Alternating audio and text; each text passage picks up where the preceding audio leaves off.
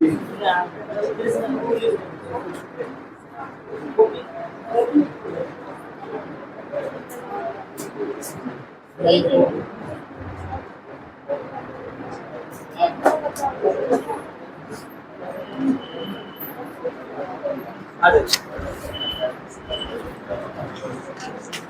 आ जाइए तो।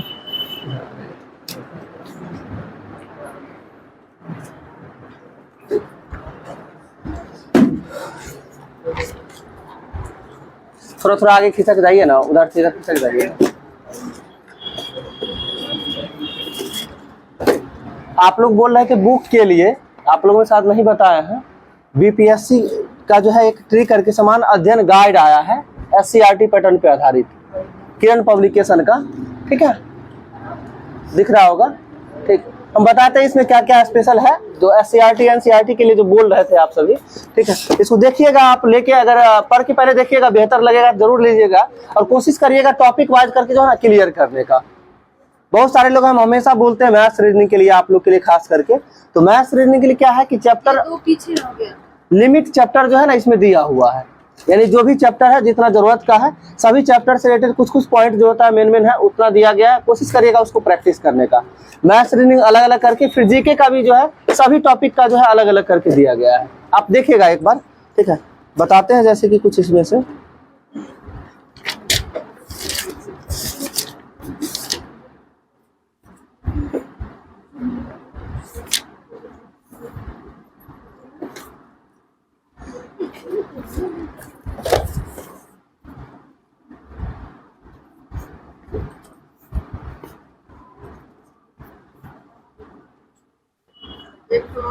बताइए कैलाश पर्वत जो है जैन धर्म के किस तीर्थंकर से संबंधित है?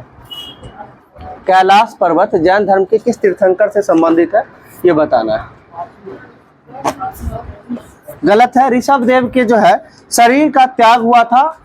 ठीक है, कैलाश पर्वत पर ऋषभ देव, और ऋषभ देव जैन धर्म के क्या में तीर्थंकर थे? ऋषभ देव प्रथम तीर्थंकर थे।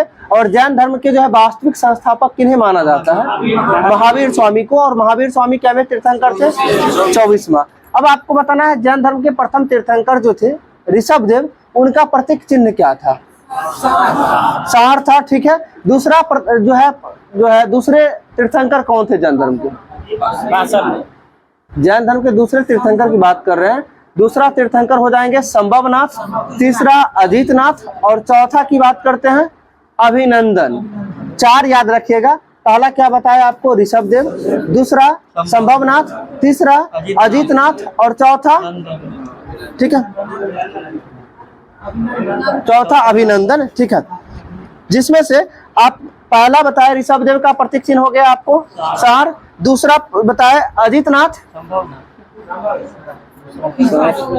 सॉरी दूसरा अजितनाथ होंगे, तीसरा संभवनाथ होंगे। ठीक है, दूसरा अजितनाथ होंगे, यानी इनका प्रतीक जैसे देखिए ऋषभ देव, ठीक है, अजितनाथ, संभवनाथ, फिर अभिनंदन, ये चारों का प्रतीक चिन्ह एक क्रम याद रखिएगा, सार, हाथी, घोड़ा, बंदर। ठीक है, या फिर कहीं पे बैल, हाथी, घोड़ा, बंदर भी दिया हुआ रहता है, ये भी ध्यान रखना है। तो सार, हाथी, घोड़ा और बंदर, ये 4 का प्रतीक चिन्ह हो गया पहले चारों का। और पहले चारों का नाम भी आपको याद होना चाहिए, ऋषभ देव, अजितनाथ, संभवनाथ और अभिनंदन। ये 4 शुरुआत का है, अंतिम से 4 का नाम बताना है। 24वां तो महावीर स्वामी, जिनका प्रतीक चिन्ह हो गया महावीर स्वामी का प्रतीक चिन्ह सिंह हो जाएगा ना, सिंह। 22वां तीर्थंकर बताइएगा पार्थनाथ, और इनका प्रतीक चिन्ह सर्प हो जाएगा। 22वां तीर्थंकर बताइएगा अरिष्ट। 22वां की बात करते हैं अरिष्ट नेमी, और 21वां की बात करते हैं तो नेमीनाथ। ठीक है, और जैन धर्म के एक तीर्थंकर थे 19वें तीर्थंकर, जिसके बारे में पुरुष और स्त्री में जो है मतभेद है। 19वां तीर्थंकर का नाम बताना है। जैन धर्म के 19वें तीर्थंकर का नाम मल्लीनाथ है, और मल्लीनाथ का प्रतीक चिन्ह क्या है? कलश हो जाएगा। थोड़ा फैन बंद कर लीजिए, गर्मी बर्दाश्त हो जाएगा ना, बंद कर लीजिए, थोड़ा सुनाई अच्छा से देगा। ठीक है, बंद कीजिए तो फैन। बताइएगा महावीर स्वामी के द्वारा पहला उपदेश कहाँ दिया गया था? हम गौतम बुद्ध के बारे में नहीं पूछ रहे हैं, आपसे पूछे महावीर स्वामी के द्वारा जो है पहला उपदेश कहाँ दिया गया था, तो महावीर स्वामी के द्वारा पहला उपदेश जो है पावापुरी में दिया गया था। ठीक है, और आपको ये बताना है कि जैन धर्म में जो है पूर्ण ज्ञान प्राप्ति को क्या कहा जाता है, केवल कहा जाता है। बिल्कुल सही है। और आगे बताना, महावीर स्वामी को कितने वर्ष की अवस्था में ज्ञान की प्राप्ति हुआ था? 42 वर्ष की अवस्था में ज्ञान की प्राप्ति हुई थी। ठीक है, आगे आपको बताना है महावीर स्वामी का जन्म कब हुआ था? 540 बीसी में, और मृत्यु की बात करते हैं 468। देख रहे हैं इतना ही में मिक्स हो रहा है, जैन धर्म बौद्ध धर्म दोनों में मिक्स कर ले रहे हैं। देखिए 599 यदि लेता है जन्म का, तो मृत्यु का ले लेता है 427। ठीक है, 427 बीसी ले लेता है, तो 72 साल वैसे जिंदा रहे थे। ठीक है, तो या तो आप 599 याद रखिए, नहीं तो 599 में जन्म हुआ तो 427 में मृत्यु हुआ, 72 साल ऐसे भी जिंदा रहे, या नहीं तो ऐसे आपको जो है 540 में जन्म लिए तो 468 में मृत्यु है, तो आप ऐसे भी याद रख सकते हैं। दोनों जगह 2 है, लेकिन आपको ज्यादातर दिखने को यही मिलेगा।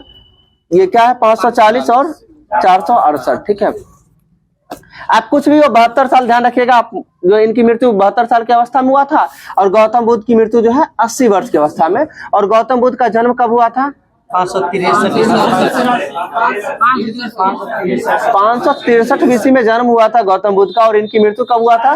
483 में हुआ था। ठीक है, 483 में हुआ था, 80 साल रहे थे ये। ठीक है, आगे आपको बताना है गौतम बुद्ध जो है ये किस कुल के थे? गौतम बुद्ध के पिता का नाम क्या था? सुद्धोधन। वो शाक्यगण के मुखिया थे। ठीक है, इतना ही मिक्स कर रहे हैं। अब गौतम, या अभी आपको महावीर स्वामी के बारे में बोले, तो महावीर स्वामी के पिता का नाम था सिद्धार्थ, और सिद्धार्थ यह जो थे ये क्षत्रिय कुल के थे। ठीक है, क्षत्रिय वंश के मुखिया थे सिद्धार्थ।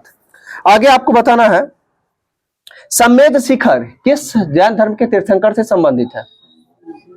सम्मेद शिखर, ठीक है, पार्श्वनाथ से संबंधित है। बिल्कुल सही है, और पार्श्वनाथ का जो है शरीर त्याग हुआ था सम्मेद शिखर पे। ठीक है, आगे आपको बताना है महावीर स्वामी के द्वारा जो है प्रथम उपदेश किस पर्वत पर दिया गया था? जी,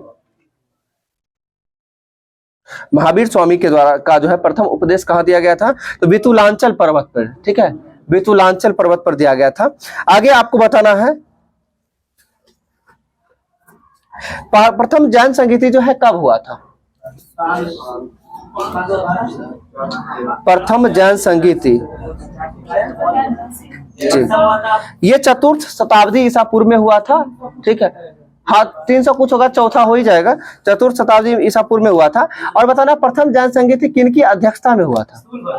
स्थूलभद्र की अध्यक्षता में हुआ था। कहाँ हुआ था? पाटलिपुत्र में हुआ था। दूसरी जैन संगीति कहाँ हुआ था? वल्लभी, जो कि गुजरात में पड़ता है। किनकी अध्यक्षता में? देवाधि क्षमा श्रवण की अध्यक्षता में हुआ था। ठीक है, आगे आपको बताना है जैन धर्म के 19वें तीर्थंकर को जो है तीर्थंकर मल्लीनाथ को जो है दिगंबर के द्वारा क्या माना जाता था? पुरुष या स्त्री? ठीक है, दिगंबर के द्वारा जो है क्या माना जाता था? तो देखिए श्वेतांबर इसे स्त्री मानते थे, और दिगंबर जो है इसे पुरुष मानते थे। याद कैसे रखना है? श्वेतांबर में देखिए आधा सौ आता है, श्वेतांबर जो लिखते हैं श्वेतांबर लिखते हैं। स्त्री में भी आधा सौ आता है, इसे ध्यान रखिएगा। श्वेतांबर जो है स्त्री मानता था, और दिगंबर क्या हो जाएगा? पुरुष हो जाएगा। यानी जैन धर्म जो है 2 पार्टों में बटा था, दिगंबर और श्वेतांबर। आपको यह बताना है दिगंबर किनके नेतृत्व में था?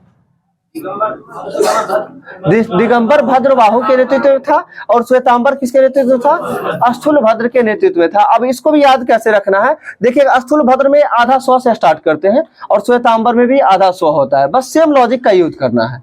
श्वेतांबर क्या जो है स्थूलभद्र के नेतृत्व में, और दिगंबर हो जाएगा भद्रबाहु के नेतृत्व में था। ठीक है, आगे आपको बताना है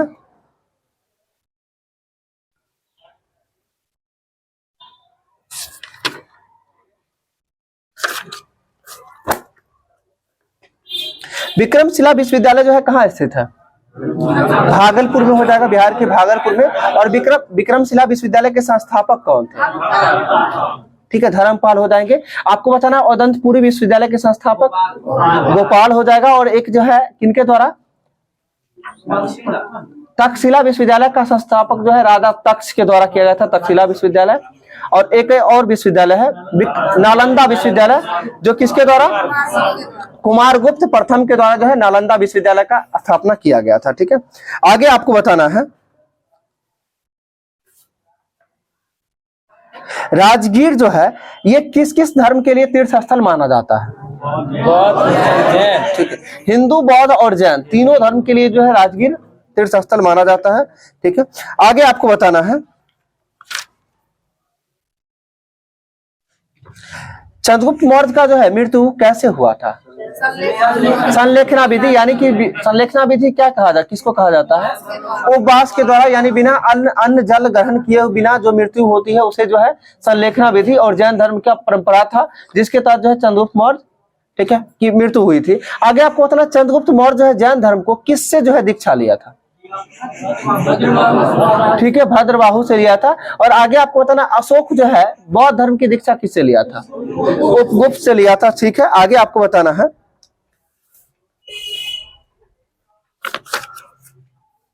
भरतनाट्यम कहाँ का नृत्य, शास्त्रीय नृत्य?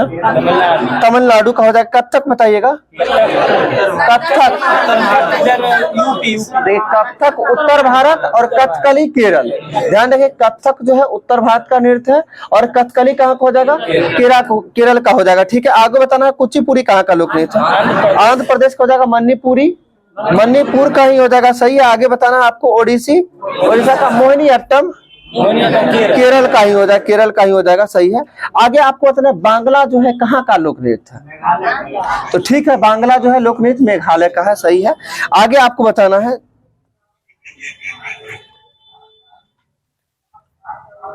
लोकनायक से के नाम से कौन प्रसिद्ध थे? जयप्रकाश नारायण। और जयप्रकाश नारायण का मृत्यु कब हो गया था?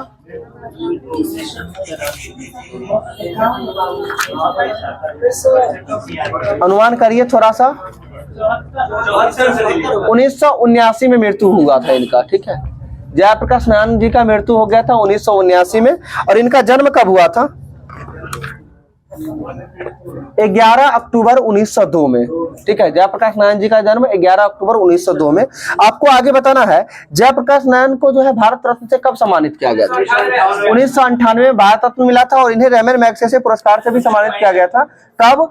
1965 में इन्हें रैमन मैग्सेसे पुरस्कार से सम्मानित किया गया था। एशिया का नोबेल किस पुरस्कार को कहा जाता है? रैमन मैग्सेसे पुरस्कार को एशिया का नोबेल कहा जाता है। सही है, आगे आपको बताना संपूर्ण क्रांति का नारा किसके द्वारा दिया गया? जयप्रकाश नारायण के द्वारा दिया गया था। क्यों दिया गया था ये बताना जी। इंदिरा गांधी को जो है पद से पदच्युत करने के लिए जो है दिया गया था जो है संपूर्ण क्रांति का नारा। ठीक है, आगे आपको बताना है जयप्रकाश नारायण जी के द्वारा जो प्रजा सोशलिस्ट पार्टी का गठन किया गया था। प्रजा सोशलिस्ट पार्टी का गठन कब किया गया था? 1952 में किया गया था। प्रजा सोशलिस्ट पार्टी का गठन जो है 1952 में किया गया था। ठीक है, आगे आपको बताना है प्रथम भारतीय सदस्य कौन थे जिन्हें गवर्नर हाउस ऑफ लॉर्ड्स का सदस्य जो है चुना गया था? हम क्वेश्चन क्या पूछे आपसे? दादा भाई नौरोजी जो थे वो इंडियन हाउस ऑफ कॉमन्स में चुनाव जीतने वाले प्रथम भारतीय व्यक्ति थे, जो कि 1892 में चुनाव जीते थे। किस पार्टी से? तो लिबरल पार्टी से चुनाव जीते थे। ठीक है, और अभी आपसे हम पूछे हैं कि इन गवर्नर हाउस ऑफ लॉर्ड्स का सदस्य चुने जाने वाले पहले व्यक्ति कौन थे? ठीक है, तो ये हो जाएंगे डॉक्टर सच्चिदानंद सिन्हा हो जाएंगे। डॉक्टर सच्चिदानंद सिन्हा का जन्म कहाँ हुआ था ये बताना है आपको। बिहार में हुआ था। बिहार के जो है किस जिले में हुआ था? उस समय शाहाबाद पड़ता था।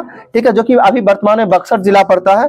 बक्सर जिला के जो है मुरार गांव में हुआ था और इनका जन्म जो है एक कायस्थ कुल में हुआ था। ठीक है, आगे आपको बताना सच्चिदानंद सिन्हा का जो है जन्म कब हुआ था? 1871 में हुआ था। ठीक है, और इम्पोर्टेंट इसलिए है क्योंकि ये संविधान सभा में जो है संविधान सभा का जो है वो अस्थायी अध्यक्ष के रूप में किन्हें चुना गया था? डॉक्टर सच्चिदानंद सिन्हा को कब चुना गया था? 9 दिसंबर 1946 को, यानी संविधान सभा की पहली बैठक में चुना गया था। ठीक है, आगे आपको बताना है और ये जो है गवर्नर हाउस ऑफ लॉर्ड्स के जो है सदस्य चुने जाने वाले पहले व्यक्ति होते हैं। ठीक है, और फिर भी काउंसिल हेतु जो है चुने, यानी फिर भी काउंसिल का सदस्यता भी नहीं पहले मिला था। आगे आपको बताना है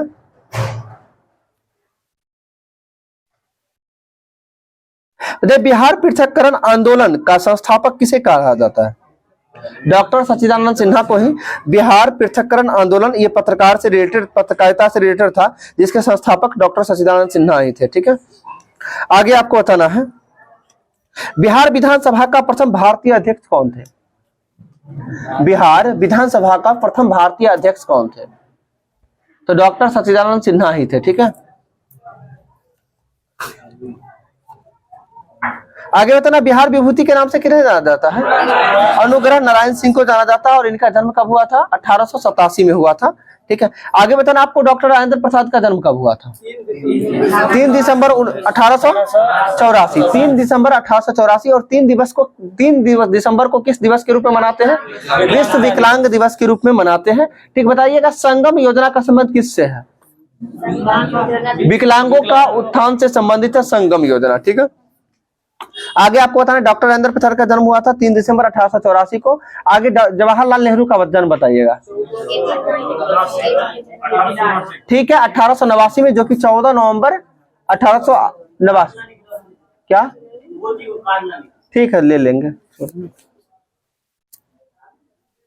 आगे बताइएगा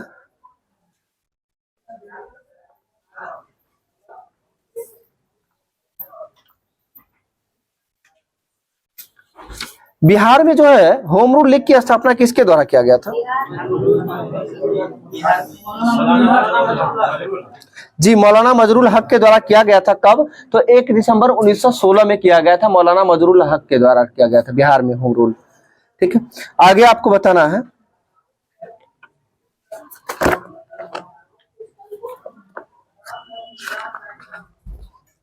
बताएगा बिहार में जो है चंपारण क्षेत्र में नील की खेती के लिए प्रसिद्ध था। ये कब? तो 1765 में। और आपको ये बताना है कि यह नियम कब बनाया गया था नील खेती के लिए, जो है कि 1 बीघा में यानी 20 कट्ठा में 3 कट्ठा में जो है नील की खेती अनिवार्य कर दी गई थी। यह कब से है? 3 कट्ठिया पद्धति कब से शुरुआत की गई थी? 1867 में। ठीक है, 1867 से स्टार्ट हुआ था 3 कट्ठिया पद्धति। आगे आपको बताना है गांधी जी जो है किसके कहने पर चंपारण पहुंचे थे? राजकुमार शुक्ला के कहने पर पहुंचे थे। और पहली बार गांधी जी चंपारण कब पहुंचे थे? 15 अप्रैल 1917 को। ठीक है, आगे आपको बताना है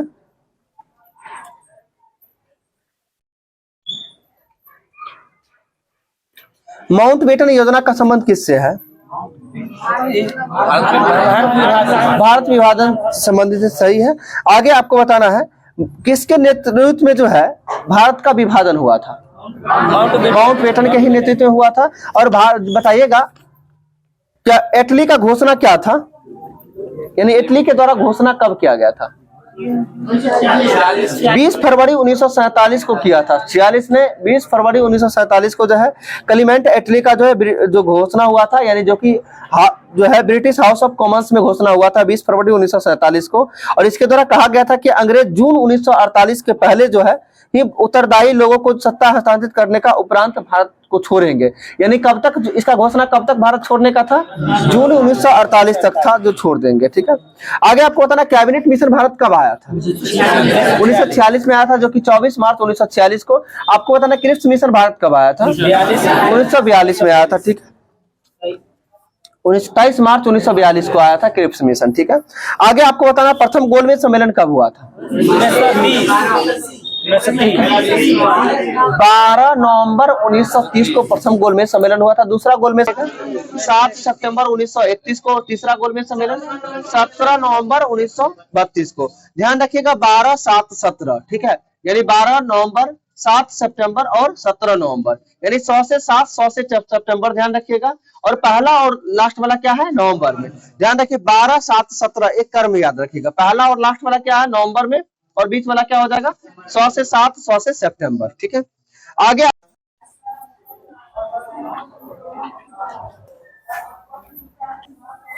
जो है ये प्रस्ताव पारित था मुंबई। ठीक है, मुंबई की जगह पर वर्धा। ठीक है, आगे आपको बताना है गांधी जी ने जो है कहां से जो है करो या मरो का नारा दिए थे? मुंबई यानी बंबई का जो है ग्वालियर से ये नारा दिए थे, मैदान से नारा दिए थे करो या मरो। बताएगा आराम हराम है का नारा किसके द्वारा? जवाहरलाल नेहरू के द्वारा हो जाएगा। ठीक है, असहयोग आंदोलन की को प्रारंभ हो गया था? 1 अगस्त 1920 को जो है असहयोग आंदोलन प्रारंभ हो गया था, ठीक है। और 1 अगस्त 1920 को किस महान क्रांतिकारी का निधन हो गया था? बाल गंगाधर तिलक का निधन हो गया था, सही है। आगे आपको बताना है, महाराष्ट्र में जो है होम रूल लीग की स्थापना किसके द्वारा किया गया था? बाल गंगाधर तिलक के द्वारा। और मद्रास में किनके द्वारा किया गया था? एनी बेसेंट के द्वारा किया गया था, सही है। आगे बताना है, न्यू इंडिया जो है और कॉमनवेल्थ, ये पत्रिका किनके द्वारा? एनी बेसेंट के द्वारा जो है, ठीक है। आगे बताना है, मराठी, ये जो केसरी पत्रिका किनके द्वारा संपादित? बाल गंगाधर तिलक के द्वारा। और केसरी पत्रिका जो था किस भाषा में था? ठीक है, तो केसरी था ये मराठी भाषा में था, और एक है मराठा पत्रिका ही था, और ये किस भाषा में था? अंग्रेजी भाषा में था, यानी मराठा पत्रिका जो है अंग्रेजी भाषा में। यानी कि 2 पत्रिका आपको याद रखना है एनी बेसेंट का, जो कौन कौन? तो एक है कॉमनवेल्थ और न्यू इंडिया, ठीक है, न्यू इंडिया और कॉमनवेल्थ। और आपको बाल गंगाधर तिलक का भी 2 पत्रिका याद रखना, एक मराठा और दूसरा केसरी। ये दोनों किससे संबंधित था? होम रूल लीग आंदोलन से संबंधित था, ठीक है। आगे आपको बताना है, गांधी जी के राजनीतिक गुरु बताइएगा। गोपाल कृष्ण गोखले, और गोपाल कृष्ण गोखले के राजनीतिक गुरु एमजी रानाडे हो जाएंगे, सही है। आगे आपको बताना है, गांधी जी के जो है आध्यात्मिक गुरु कौन थे? Leo Tolstoy. गांधी जी के आध्यात्मिक गुरु कौन हो जाएंगे? लियो टॉल्स्टॉय हो जाएंगे। और मेजनी किनके राजनीतिक गुरु थे? लाला लाजपत राय के जो है राजनीतिक गुरु कौन थे? मेजनी हो जाएंगे, जोसेफ मेजनी, ठीक है। आगे आपको बताना है, स्वराज पार्टी का स्थापना कब हुआ था? 1927 में हुआ था। किनके द्वारा किया गया था? मोतीलाल नेहरू और चिदंबरम दास के द्वारा किया गया था, ठीक है। बताइएगा आपको इसका प्रथम अधिवेशन कहाँ हुआ था? कहाँ हुआ था? इलाहाबाद में हुआ था, इलाहाबाद में, ठीक है। आपको बताना है कि स्वराज पार्टी की राजनीति के फलस्वरूप ही जो है भारतीयों को सर्वप्रथम संसद बनने का गौरव प्राप्त हुआ था। और सर्वप्रथम जो है संसद बनने वाले कौन थे? विठल भाई पटेल, जो 1925 में चुने गए थे, सही है। आगे आपको बताना है, नेहरू रिपोर्ट जो है कब प्रकाशित की गई थी? 1928 में हो जाएगा, सही है। बताइए, कांग्रेस का सूरत अधिवेशन क्यों फेमस है? क्योंकि कांग्रेस का जो है 2 पार्टों में जो है नरम दल और गरम दल में विभाजन हो गया था, जिस कारण से जो कांग्रेस के, ठीक है, सूरत अधिवेशन फेमस है। और बताइए, कांग्रेस के गरम दल और नरम दल कब एक हो गए थे? 1916 में हो गए थे, सही है। 1916 के लखनऊ अधिवेशन, जिसकी अध्यक्षता किसके द्वारा? AC मजमूदार यानी अंबिकाचरण मजूमदार के द्वारा जो है अध्यक्षता की गई थी, ठीक है। आगे आपको बताना है, कार्बन डेटिंग प्रणाली का विकास जो है सर्वप्रथम किसके द्वारा किया गया था? ठीक है, लिब्बी के द्वारा, यानी बिलार्ड फ्रैंक लिब्बी के द्वारा जो है 1940 में जो है कार्बन क्रेडिट प्रणाली का जो है विकास सर्वप्रथम किया गया था। किनके द्वारा? बिलार्ड फ्रैंक लिब्बी के द्वारा किया गया था। कब? तो 1940 में। आगे आपको बताना है, जैन धर्म के 24वें तीर्थंकर महावीर स्वामी का बचपन का नाम? वर्धमान महावीर, यानी वर्धमान के नाम से। इनके पिता का नाम अभी आज बताए थे, सिद्धार्थ। और सिद्धार्थ किसके बचपन का नाम था? गौतम बुद्ध के बचपन का नाम सिद्धार्थ था, ठीक है। आगे आपको बताना है, शिशुनाग वंश के जो है किस शासक के शासनकाल में द्वितीय बौद्ध संहिता का आयोजन किया गया था? कालाशोक द्वितीय बौद्ध संहिता की जो है किसके अध्यक्षता में किया गया था? साबाकामी हो जाएगा। पहला बौद्ध संहिता का अध्यक्षता किसके द्वारा? महाकश्यप। पहला महाकश्यप, दूसरा साबाकामी, और तीसरा की बात करते हैं मोगलीपुतिस, और चौथा वसुमित्र के द्वारा अध्यक्षता। और उपाध्यक्ष कौन था? अश्वघोष हो जाएंगे चौथे जो है बौद्ध संहिता के उपाध्यक्ष, ठीक है। आगे आपको बताना है, प्रथम बौद्ध संहिता कब हुआ था? 483 दूसरा बौद्ध संहिता, 383 तीसरा, 255 ईसा पूर्व हो जाएगा, और चौथा ईसा की पहली शताब्दी में हो जाएगा चौथा, ठीक है। आप चारों का जगह बताइए, पहला कहाँ हुआ था? राजगिरी में। दूसरा कहाँ हुआ था? वैशाली में। तीसरा कहाँ हुआ था? पाटलिपुत्र। और चौथा कुंडलवन कश्मीर में हो जाएगा, सही है। आगे आपको बताना है, मिस्र के राजा फिलाडेल्फस जो है यानी टॉलमी द्वितीय ने जो है किसे अपना राजदूत बनाकर मौर्य सम्राट में भेजने का काम किया है? तो डायनेशियस को किसने भेजा था? मिस्र का शासक कौन था? फिलाडेल्फस, जिसे टॉलमी द्वितीय भी बोलते हैं। डायनोसियस, और डायनोसियस ऐसे भी पूछा जाता है, डायनोसियस किसके दरबार में आया था? अशोक के दरबार में आया था। और बिंदुसार के दरबार में कौन आया था? डायमेकस आया था बिंदुसार के दरबार में, ठीक है। आगे आपको बताना, फाहियान किसके दरबार में आया था? चंद्रगुप्त द्वितीय के दरबार में आया था, ठीक है। मेगास्थनीज बताइएगा। चंद्रगुप्त मौर्य के दरबार, मेगास्थनीज के द्वारा लिखा गया पुस्तक इंडिका। आगे आपको बताना है किसके द्वारा ये जो है भारतीय समाज को 7 वर्गों में विभाजित किया गया है? मेगास्थनीज के द्वारा भारतीय समाज को 7 वर्गों में विभाजित किया गया है, ठीक है। आगे आपको बताना, किस अभिलेख से ज्ञात होता है कि बताफी शासक पुलकेशिन द्वितीय ने जो है हर्षवर्धन को पराजित किया था? एहोल अभिलेख से ये ज्ञात होता है कि पुलकेशिन द्वितीय ने जो है किसको पराजित किया था? हर्षवर्धन को पराजित किया था, ठीक है। और हर्षवर्धन और पुलकेशिन द्वितीय के मध्य जो है युद्ध किस नदी के किनारे हुआ था? नर्मदा नदी के किनारे युद्ध हुआ था। कब हुआ था? 618 में, 618 में, 18, ठीक है, 618। आगे आपको बताना है, विजयनगर के किस शासक के शासनकाल में पुर्तगाली यात्री डोमिंगो पायस भारत आया था? तो कृष्णदेव राय के शासनकाल में आया था, सही है। आगे आपको बताना, रजिया सुल्तान ने मलिक जलालुद्दीन याकूत को किस पद पर नियुक्त किया था? तो अमीर ए आखुर के पद पर। किस पद पर किया था? अमीर ए आखुर के पद पर नियुक्त किया था, ठीक है। आगे आपको बताना है, गुरु नानक का जन्म जो है कहाँ हुआ था? तलवंडी में, जो कि ननकाना बोलते हैं इसको, और कहाँ पड़ता है ये? लाहौर में। आगे बताना, रोहतास गढ़ के जो है दुर्ग का निर्माण किसके द्वारा करवाया गया था? शेरशाह सूरी के द्वारा करवाया गया था, ठीक है। शेरशाह का मकबरा कहाँ है? सासाराम, बिहार हो जाएगा, ठीक है। आगे आपको बताना, शेरशाह जो है मुगल की गद्दी पर कब बैठा था? 1540 में बैठा था, सही है, ठीक है। आगे बताना, अंग्रेजों और टीपू सुल्तान के मध्य जो है श्रीरंगपट्टनम की संधि कब हुआ था? 1892। कहाँ जा रहे हैं? 1792 में हो जाएगा अंग्रेज और टीपू सुल्तान के मध्य श्रीरंगपट्टनम की संधि। अब देखा, श्रीरंगपट्टनम की संधि किस युद्ध के उपरांत हुआ था? तीसरा आंग्ल मैसूर युद्ध, ठीक है। बताना है आपको, जब टोटल आंग्ल मैसूर युद्ध कितना हुआ था? 4 हुआ था। पहला कब हुआ था? 67 से 69। हम जानते हैं बहुत कंफ्यूजन है, सभी लोग को भरा हुआ होगा। पहला 1767 से 69, दूसरा 1780 से 84, तीसरा 1790 से 92 और चौथा 1799। ध्यान रखिएगा, पहला 67-69, दूसरा 80-84, तीसरा 90-92 और चौथा 1799, ठीक है। आगे आपको बताना, इसमें जो है कुछ संधि होते हैं, यानी 3 में संधि होती है और चौथा युद्ध में टीपू सुल्तान मारा ही जाता है, तो कोई संधि नहीं होता है। तो आपको बताना, पहला, दूसरा, तीसरा में कौन कौन सा संधि हुआ था? पहला में मद्रास की संधि, दूसरा में मंगलौर की संधि और तीसरा में श्रीरंगपट्टनम की संधि। ध्यान रखिएगा, क्या है? पहला मद्रास, दूसरा मंगलौर और तीसरा श्रीरंगपट्टनम। याद कैसे रखना है? MS वर्ड याद रखिएगा। पहला M से हो जाएगा मद्रास, दूसरा M से मंगलौर और तीसरा से श्रीरंगपट्टनम। अब इसमें भी लगता है कि पहले मद्रास की पहले मंगलौर, तो ध्यान रखिएगा, पहले सबसे छोटा की बात करते हैं। तो 3 वर्ड में देखिए ना, 3 आ रहा है ना, मद्रास। इसके बाद की यदि हम बात करते हैं मंगलौर, तो बड़ा हो जाता है मंगलौर, इसलिए ध्यान रखना, पहला मद्रास, दूसरा मंगलौर और तीसरा श्रीरंगपट्टनम। आगे पूछा जाता है, हैदर अली जो है कहाँ का शासक था? मैसूर का। मैसूर का शासक हैदर अली कब बना था? 1761 में बना था। और हैदर अली की मृत्यु कब हो जाती है? ठीक है, पोर्टा नोवा की लड़ाई में जो हो जाता है, कब? जो कि द्वितीय आंग्ल मैसूर युद्ध के दौरान होता है, जो कि कब होता है? 1782 में होता है, जो कि पोर्टा नोवा की लड़ाई 1781 में स्टार्ट होती है, 1782 में हैदर अली की मृत्यु हो जाती है, ठीक है। और हैदर अली की मृत्यु हो जाती है, यानी कहने का मतलब हैदर अली का पुत्र कौन हुआ आगे? टीपू सुल्तान। और टीपू सुल्तान जो है द्वितीय युद्ध से ही मतलब जो है संभाल लिया, ठीक है। दूसरा युद्ध में भी आ गया, ये 82 मृत्यु होने के बाद, तो क्योंकि दूसरा युद्ध कब से कब तक चला था? 1780 से 84 तक चला था, ठीक है। आगे आपको बताना है,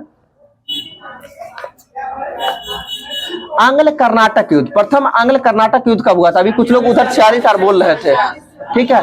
तो प्रथम आंग्ल कर्नाटक युद्ध जो हुआ था 1746 से लेके 48 तक हुआ था, प्रथम आंग्ल कर्नाटक युद्ध। दूसरा आंग्ल कर्नाटक युद्ध बताइएगा 49 से 54, दूसरा हो जाएगा 49 से 54। तीसरा की बात करते हैं 56 से 63। अब आपको बताना है कि पहला ये जो है आंग्ल कर्नाटक युद्ध जो हुआ था किस संधि के तहत समाप्त हुआ था? तो एला सापेल, कहीं जिसे एक्सला सापेल भी लिखा हुआ रहता है, ध्यान रखिएगा। पहला जो है आंग्ल कर्नाटक युद्ध जो है किस संधि के तहत? एला सापेल की संधि के तहत। दूसरा आंग्ल कर्नाटक युद्ध बताइएगा, दूसरा पांडिचेरी की संधि के तहत समाप्त हुआ था, जो कि 54 में 1954 है। पहला क्या हो जाएगा, एलास एप्पल, दूसरा पांडिचेरी और तीसरा पेरिस की संधि। इसको भी याद रखना है, ऐप याद रखिएगा, एप्लीकेशन का शॉर्ट फॉर्म होता है ना, APP ऐप, ठीक है। बस ऐप, ए से एलास एप्पल, फिर अगला पी से पांडिचेरी और पी से पेरिस की संधि। और बताइएगा किस युद्ध को जो है इतिहास में सप्तवर्षीय युद्ध के नाम से जाना जाता है। तीसरा आंग्ल कर्नाटक युद्ध को जो है सप्तवर्षीय युद्ध के नाम से जाना जाता है, ठीक है। और आगे आपको यह भी बताना है कि सप्तवर्षीय युद्ध किस किस देश के मध्य हुआ था, तो इंग्लैंड और फ्रांस के मध्य हुआ था, ठीक है। आगे आपको बताना 1857 के विद्रोह के दौरान जो है असम के विद्रोह का नेतृत्व किसके द्वारा किया जा रहा था, मणिराम दत्ता के द्वारा जो है असम में विद्रोह किया जा रहा था, ठीक है। आगे बताना किसने कांग्रेस के सम्मेलनों को शिक्षित भारतीयों के वार्षिक राष्ट्रीय मेला का संज्ञा दिया, लाला लाजपत राय। मेला लाला लाजपत राय, ध्यान रखिएगा। यानी कांग्रेस के वार्षिक सम्मेलन को जो है पढ़े लिखे यानी मेला के रूप में जो है संबोधित करने किसके, यानी शिक्षित भारतीयों के वार्षिक मेला के रूप में किसने संबोधित किया था, लाला लाजपत राय। आगे बताइए कांग्रेस के जो है अधिवेशनों को, यानी आगे चल के कांग्रेस को जो है अल्पमत का प्रतिनिधित्व किसके द्वारा कहा गया, लॉर्ड डफरिन के द्वारा। आगे बताना आपको कांग्रेस किसके दिमाग का उपज था, लॉर्ड डफरिन के ही दिमाग का उपज था। कांग्रेस के संस्थापक कौन थे, लियो ह्यूम। बताइए शिमला का सन्यासी किसे कहा जाता है, लियो ह्यूम को ही कहा जाता है शिमला का सन्यासी। आगे आपको बताना है कि कांग्रेस के प्रथम अध्यक्ष कौन हुए, रमेश चंद्र बनर्जी, यानी WC बनर्जी जो है कांग्रेस के प्रथम अध्यक्ष हो जाएंगे, ठीक है। आगे आपको बताना है कांग्रेस के प्रथम मुस्लिम अध्यक्ष कौन हुआ, बहादुरुद्दीन तैयब जी। और इनके द्वारा कब अध्यक्षता किया गया था, तीसरे अधिवेशन जो कि कब हुआ था, 1887 में ना, ठीक है, 87 में हुआ था। और कहाँ में हुआ था ये, मद्रास में हो जाएगा तीसरा। सुन लीजिए ध्यान से, पहला बंबई हो जाएगा, दूसरा कलकत्ता, तीसरा मद्रास, चौथा इलाहाबाद, ठीक है, चौथा इलाहाबाद। और चौथे अधिवेशन की अध्यक्षता जो है प्रथम अंग्रेज अध्यक्ष किसके द्वारा, जॉर्ज यूले के द्वारा 1889 में कहा में हुआ था, इलाहाबाद में हुआ था। कुछ एडजस्ट हो रहा है कि नहीं, ठीक। आगे बताइएगा किस भारतीय स्वतंत्रता सेनानी ने कहा था कि भारत का वास्तविक जागरण जो है बंगाल विभाजन के बाद प्रारंभ हुआ है, महात्मा गांधी के द्वारा ही कहा गया था। बताइए बंगाल विभाजन कब हुआ था, 1905 में, डेट बताइएगा। 16 अक्टूबर 1905 को बंगाल विभाजन प्रभावी हो गया था। आपको बताना बंगाल विभाजन की घोषणा कब हुआ था, 19 या 20 जुलाई 1905 को जो है बंगाल विभाजन की घोषणा हुआ था। आगे चल के इसके विरोध में एक आंदोलन जो हुआ स्टार्ट हुआ था जिसका नाम स्वदेशी आंदोलन, जिसे बंग भंग विरोधी आंदोलन के रूप में भी जानते हैं। तो स्वदेशी आंदोलन कब प्रारंभ हुआ था, 7 अगस्त 1905 को स्वदेशी आंदोलन प्रारंभ हुआ था। इसके बावजूद भी जो है बंगाल विभाजन को कब लागू कर दिया गया, 16 अक्टूबर 1905 को जो है बंगाल विभाजन को लागू कर दिया गया। और आगे बताना बंगाल विभाजन को रद्द कब किया गया था, 1911 में रद्द किया गया था, ठीक है। जो कि क्या दिल्ली दरबार का आयोजन किया गया था, तीसरी बार दिल्ली दरबार का आयोजन किया गया था 1911 में। और तीसरी बार दिल्ली दरबार में जो है कौन आए थे, इंग्लैंड, जॉर्ज पंचम और मेरी आए थे, जॉर्ज पंचम और मेरी इंग्लैंड। अरे जॉर्ज पंचम के स्वागत में जो है किसका निर्माण करवाया गया था, गेटवे ऑफ इंडिया का निर्माण किया गया था, न कि इंडिया गेट का। ध्यान रखिएगा, गेटवे ऑफ इंडिया कहाँ है, मुंबई में है, और इंडिया गेट कहाँ है, दिल्ली में। अब आपको बताना है गेटवे ऑफ इंडिया का स्थापना कब हुआ था, 1911। अभी जस्ट बताया, गेटवे ऑफ इंडिया का निर्माण जो है किसके स्वागत में, जॉर्ज पंचम और मेरी के स्वागत में किया गया था, ठीक है, ब्रिटिश रानी थी। आगे आपको बताना इंडिया गेट का निर्माण कब किया गया था, 1921 में किया गया था, 1921 में, ठीक है। तो अब ऐसे भी याद रखना है इंडिया गेट का निर्माण जो है भारतीय यानी फर्स्ट वर्ल्ड वॉर में जितने भी शहीद हुए थे जो 1914 के 18 के दौरान, तो भारतीयों को खुश करने के लिए जो है यानी स्वतंत्रता सेनानियों के लिए जो है एक जो शहीद के स्मारक के रूप में जो है इंडिया गेट का निर्माण करवाया गया था, ठीक है। जो कि वहां पे आपको देखने को मिलता होगा मशाल हमेशा जो कि जलते रहता था, ठीक है। आगे आपको बताना है प्रथम दिल्ली दरबार का आयोजन कब किया गया था, 1977, 1877 ना। प्रथम दिल्ली दरबार का आयोजन 1877 में किसके काल में किया गया था, लॉर्ड लिटन के काल में किया गया था, ठीक। दूसरा दिल्ली दरबार 1903 में किसके काल में, लॉर्ड कर्जन के काल में। और तीसरा की बात करते हैं 1911 में जो कि लॉर्ड हार्डिंग द्वितीय के काल में, ठीक है। तीसरा दिल्ली दरबार के दौरान जो है भारत की राजधानी कहाँ से कहाँ हस्तांतरित करने की बात कही है? कलकत्ता से नई दिल्ली। और नई दिल्ली भारत की राजधानी कब बन गई? 1912 में बन गई थी। ठीक है, बताइएगा बिहार जो है कहाँ से किससे अलग हुआ था 1912 में? बंगाल से 1912 में अलग हुआ था। और आगे चल के जो बिहार जो उड़ीसा से कब अलग हुआ था? 1936 में। ठीक है, और झारखंड से कब अलग हुआ था? 2000 में हुआ था। जो कि डेट की बात करें तो 15 नवंबर 2000 को। अब बताइए छत्तीसगढ़ राज्य का निर्माण कब हुआ था? 1 नवंबर 2000 में। ठीक है, और जो है 9 नवंबर 2000 को किसका निर्माण हुआ था? उत्तराखंड का हुआ था। और झारखंड का 15 नवंबर 2000 को। ठीक है, अब बताइए साइमन कमीशन जो है मुंबई तट पर कब पहुंचा था? 3 फरवरी 1928 को पहुंचा था। और साइमन कमीशन की नियुक्ति कब हुआ था? 1927 में। और साइमन कमीशन अपना रिपोर्ट कब प्रस्तुत किया? 1930 में। साइमन कमीशन अपना रिपोर्ट कब प्रस्तुत किया था? 1930 में रिपोर्ट प्रस्तुत किया था। ठीक है, आगे बताइए भगत सिंह को जो है फांसी की सजा सुनाने वाले न्यायाधीश का नाम? जीसी हिल्टन हो जाएंगे। सही है। और इनको फांसी कब दिया गया था? 23 मार्च 1931। आगे बताइए भारत छोड़ो आंदोलन को की नेत्री जो है किन्हें माना जाता है? अरुणा आसफ अली को जो है भारत छोड़ो आंदोलन की नेत्री माना जाता है। ठीक है, आगे बताना प्रयागराज के अल्फ्रेड पार्क में जो है चंद्रशेखर आजाद जो है खुद को शहीद कब किए थे? 27 फरवरी 1931 को। 27 फरवरी 1931। 1908 बोल रहे हैं। अब जान रहे भगत हम चंद्रशेखर आजाद की बात कर रहे हैं तो 1908 कहाँ से आएंगे? ठीक है, 8 में खुदीराम बोस को फांसी दिया गया था ना। सबसे कम उम्र में फांसी देने वाला बड़ा था इन्हीं को। ठीक है, आगे बताइएगा किस चार्टर अधिनियम के अंतर्गत जो है नियंत्रण बोर्ड के सदस्यों तथा कर्मचारियों के वेतन आदि को जो है भारतीय राष्ट्र से देने की प्रथा शुरू की गई? 1793। आगे बताना है लिखित संविधान की अवधारणा किस देश की देन? फ्रांस का। और लिखित संविधान को अपनाने वाला पहला देश कौन सा था? अमेरिका हो जाएगा। और अमेरिका का संविधान कब लागू हुआ था? 1789 में। 1789 में अमेरिका का संविधान लागू हुआ था। अमेरिका स्वतंत्र कब हुआ था? 4 जुलाई 1776 को अमेरिका स्वतंत्र ही हुआ था। 4 जुलाई 1776 को अमेरिका स्वतंत्र हुआ। संविधान कब लागू हुआ?